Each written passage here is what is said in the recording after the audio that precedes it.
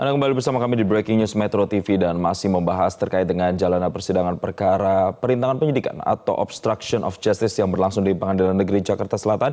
Saya kembali lagi bersama dengan Kang Asep Iwan Iriawan. Kang Asep, melanjutkan pertanyaan saya di segmen sebelumnya tadi, sebelum jeda, bahwa untuk menjerat hukum untuk para terdakwa ini tentu banyak sekali pertimbangan dari keterangan-keterangan dan juga nanti pasal-pasal yang akan dikenakan yang sesuai dengan perbuatan mereka. Tapi pertanyaannya, adakah kemudian yang bisa berpeluang untuk lepas dari jerat hukum? Dan kalaupun ada, siapa kira-kira dari ketujuh tersangka obstruction of justice ini?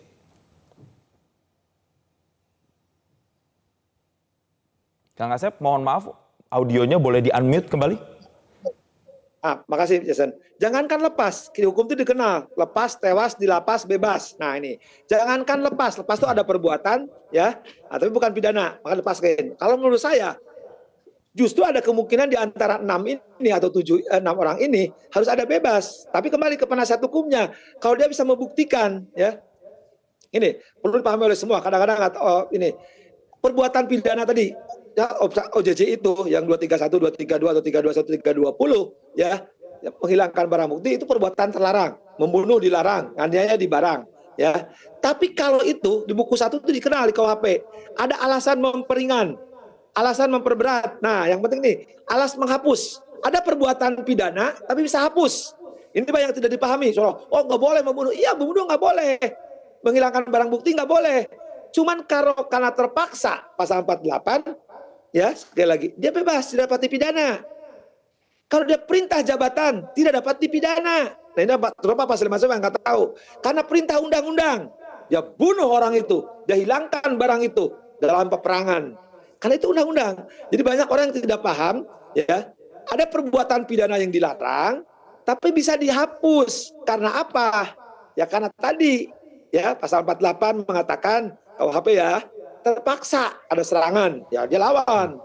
Karena diperintah oleh jabatan. Nah, diperintah jabatan inilah, mohon maaf dengan segala hormat, ya banyak para pengamat, banyak ahli hukum atau mantan juga penegak hukum yang kadang-kadang, maaf ya, suruh belajar deh. Kita ini peninggalan Belanda, KUHP ini bahasa Belanda. Pasal 2 aturan peralihan. Nah banyak terjemahan yang tidak gramatikal. Mereka lupa ada pasal 51. 51 itu kalimat pertamanya, tidak dapat dipidana orang yang melaksanakan karena diperintah jabatan. Jadi yang perintah jabatan inilah yang harus bertanggung jawab. Sedangkan orang yang diperintah tadi, entah di kasusnya yang paling gampang itu sering saya katakan, itu harus bebas. Saya katakan berkali-kali. Nah di OOJ ini siapa? Saya nggak tahu, saya tidak pernah menyebutkan. Kalau di karena terbuka kan kita tahu sejak awal ngikutin. Tapi yang di kelompok 6, tinggal para penasihat hukumnya bisa membuktikan bahwa di kelompok 6 ini 1, 2, 3 dari mulai HN dan semuanya buktikan entah terpaksa, pasalnya lain kan, entah karena perintah jabatan. Kalau itu dalam persidangan dia bisa membuktikan bahwa betul-betul perbuatan itu dilaksanakan karena terpaksaan atau karena keperintah undang-undang, jelas nggak mungkin kejadian kan, atau karena perintah jabatan, ya tadi karena berlapis tadi, dia bisa bebas, tidak dapat dipidana kalimatnya. Lebih penting lagi supaya dipahami lagi publik, unsur sengaja itu perbuatan itu sengaja. Sengaja itu, sekali lagi, sengaja itu, tapiran bahasa Belandanya, willen en weten. Bahasa Indonesianya, dia harus mengetahui dan menghendaki. Jadi di kasusnya OOJ, kelompok 6 orang ini, betul mungkin dia mengetahui, tapi mungkin dia tidak menghendaki. Nah kalau ini kumulatif, kalau terdakwa-terdakwanya tidak menghendaki, tapi tadi karena terpaksa, karena perintah jabatan, salah satu unsur tidak terbukti, yaitu bebas. Ya. Pengadilan bukan untuk menghukum, tapi untuk mengadili. Baik, asalkan memang sudah terpenuhi unsur keterpaksaan tersebut atau perintah jabatan tersebut. Tapi begini Kang Asep, koreksi jika misalnya saya salah atau mispersepsi. Bukankah sebagai anggota Polri mereka juga punya hak untuk menolak misalnya perintah jabatan atau perintah atasan yang melanggar hukum misalnya. Dan ketika mereka tetap melakukan ini, seharusnya tetap dikenakan hukuman Kang Asep, atau seperti apa? Kalau saya tambahkan, ada Perkapolri ya, tidak boleh menolak yang bertentangan. Tapi mereka lupa undang-undang itu ya, orang boleh dihukum harus dengan undang-undang. Sekali lagi, nullum delictum nulla puna siena. Nah itu bahasa asas hukum di dunia semua berlaku. Orang boleh dihukum karena ada undang-undang. Tadi tidak boleh membunuh, ya, tidak boleh nganiaya, tidak menghilangkan barang bukti. Ya, itu undang-undang 40. Tapi tadi dikesampingkan. Nah, sekarang pertanyaan tadi saya kan nggak boleh, dia berhak nolak. Lah, mau nolak gimana? Kalau misalkan kasih contoh di pembunuhan Eliezer, situasinya darurat, tanda petik, tidak ada pilihan lain kalimat saya. Ya, tidak mungkin situasi itu pilihannya kalau dia nggak nembak dia ditembak. Nah itu harus dibuktikan oleh psikolog. Itu bermain di waktu, bermain di ruang pilihan, suasana psikologis. Sama di kelompok OOJ juga. Ya, ketika si Sambo merintahkan rekayasa perkara ini, lihat waktunya. Masih nyempet nggak? Saya kasih bandingannya. Di kasusnya RR. RR itu bukan diperintah, tapi ditawarkan.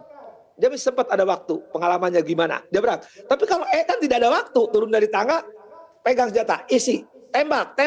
Ya, nggak ada pilihan lain, apalagi derajat dia sangat jauh. Orang yang tunduk patuh, brimob lagi dia, semi militer. Nah, di kelompok OOJ ini juga sama. Tinggal dilihat tadi saya katakan.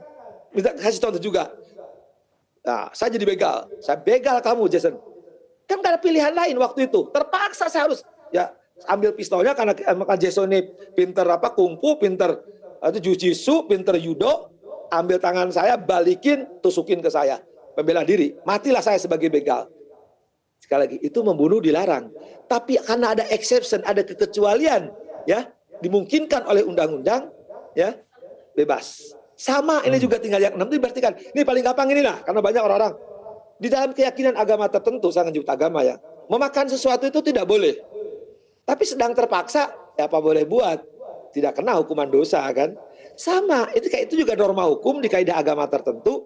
Nah di norma hukum ini juga yang berasal dari dulu Latin, Yunani, Prancis, Belanda ke Indonesia, dan hampir semua hukum mengatur perbuatan itu dilarang, ya. Jadi ketika ada orang diperintahkan melakukan perbuatan terlarang, tapi kalau keadaan terpaksa, nggak bisa dihukum. Yang dihukum tuh yang memerintahkan. Sama perintah jabatan. Nah, di perintah jabatan ini perlu sekali lagi orang paham asas idamun. Ya nanti, pernah saya berkali-kali kan katakan di sini.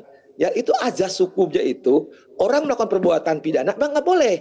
Tapi kalau waktu itu tidak ada pilihan lain, karena diperintah oleh atasan, ya paling gampang inilah. Pegawai negeri kan kalau harus misalnya milih partai A, partai B dulu zaman Orde Baru itu kan harus pilih partai kuning misalkan. Ya nggak bisa enggak, kalau enggak dipecat kan dulu zaman Orde Baru. Ya pasti siapa yang berniat sama atasan kan.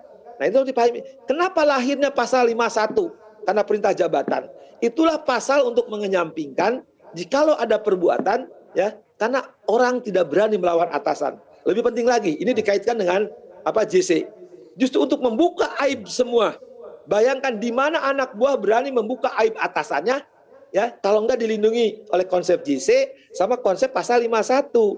Bayangkan kalau semua anak buah tutup mulut, semua diam karena menyelamatkan atasannya. Pada atasannya yang memerintahkan. Situlah ruang hukum membuka supaya mereka itu dilindungi. Bahkan di konsep JC itu mereka tidak diproses, jangankan diproses, dijadikan tersangka aja nggak tidak. Padahal nih, ya Jason, kita telah meratifikasi 2 konvensi internasional dan itu menjadi undang-undang. Bahkan ada undang-undangnya LPSK ya yang melindungi, menghormati JC. Jadi anak buah yang berani menceritakan karena keterpaksaan, karena perintah jabatan, dia harus dilindungi. Ya, walaupun di undang-undangnya hanya diberi keringanan, tapi sebenarnya konvensi internasional kayak Jason ini kan pintar bahasa Inggrisnya, ya. Tapi banyak penegak hukum yang nggak ngerti jangan bahasa Inggris, bahasa Belanda aja nggak tahu, ya. Langsung tuh pasalnya dikurangi, padahal tidak diproses loh. Artinya sekali lagi kembali ke persoalan pertama, ya, bahwa perbuatan-perbuatan yang dilarang itu tidak mutlak harus dihukum, ya. Kalau ada kekecualiannya tadi terpaksa, perintah jabatan, perintah undang-undang. Nah yang baru paham Mas Muhammad itu baik begal karena terpaksa. Tapi soal perintah jabatan, mohon maaf dengan saya katakan ya. Nanti ini pinter-pinternya penasihat hukum saya tidak menunjukkan, karena saya tidak pernah mau jadi ahli. Silahkan, nanti saya berharap nanti akan muncul kuliah di ruang sidang, ada orang yang menjelaskan ya perintah jabatan itu gimana posisinya. Tapi harus berdasarkan fakta dulu, nanti ahli psikologis menerangkan, dan ahli itu akan menerangkan bagaimana maksud perintah jabatan, dan itu bagaimana batasannya. Ya, karena selama ini jujur, saya berani katakan, dan silakan protes kepada saya tunggu di kampus. Ya, banyak orang-orang ngaku ahli pidana, pengamal pidana, penegak hukum, tapi tidak pernah hafal.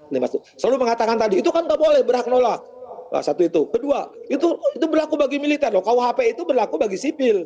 Kedua, yang lebih penting lagi, suka mengatakan harus perintah yang sah. Lah, saya kasih contoh. Sambo itu pakaian waktu melaksanakan itu. Satu itu. Kedua, kalau perintah yang sah, itu perbuatan baik. Yang nggak usah diatur pasal 51. Justru 51 itu mengenyampingkan ketika ada perbuatan tidak baik, dia lepaskan. Tapi lepas, masih ada tanggung jawab. Tadi ya, yang merintahnya. Itu perlu dipahami oleh semua. Terima kasih, Baik. Sambo.